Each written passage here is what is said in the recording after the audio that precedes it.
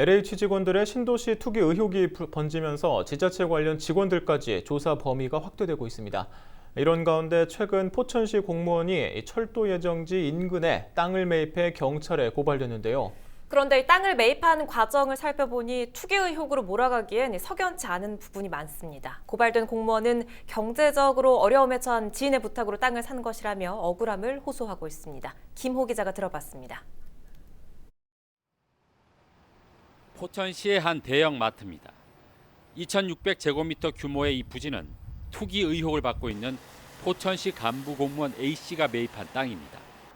40억 원의 자금은 대부분 은행 대출로 조달했습니다. A씨가 투기 의혹을 받게 된 것은 7호선 연장 사업 때문입니다. 그런데 7호선 포천 연장은 지난 2019년 1월 예비 타당성이 면제되면서 사업 계획이 알려졌습니다. 하지만 A씨가 부동산을 매입한 시기는 지난해 9월이었습니다. 사업 계획이 발표된 지 2년 가까이 지난 뒤였습니다.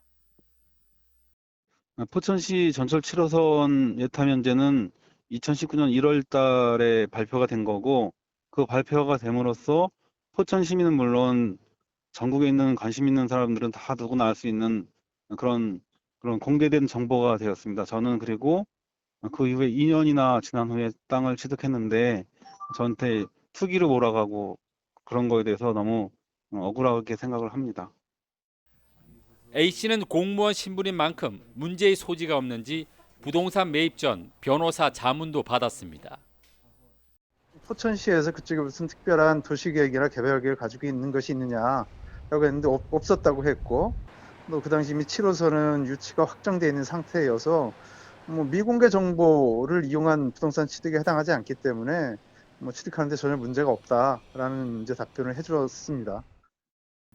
A씨는 전철 역사 예정지를 알고 땅을 샀다는 의혹에 대해서도 부인합니다.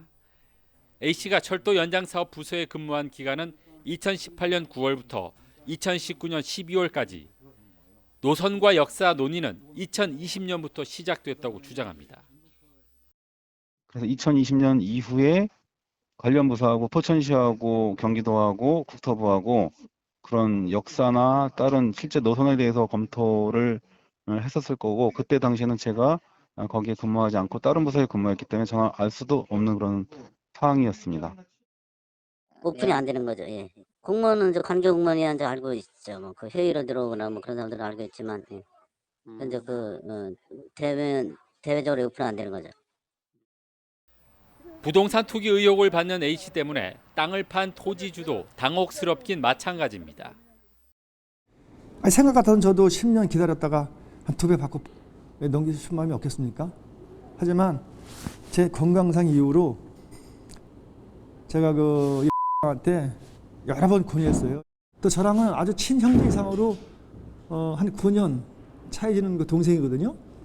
그러니까 아주 친한 동생한테 제가 건의해서 했는데 이걸 투기로 몰아가면 안 되죠. 특히 토지주는 경제적 어려움으로 이미 3년 전부터 이 땅을 매물로 내놓은 상태입니다. 자금력이 있으면 누구나 살 수 있는 상황이었습니다.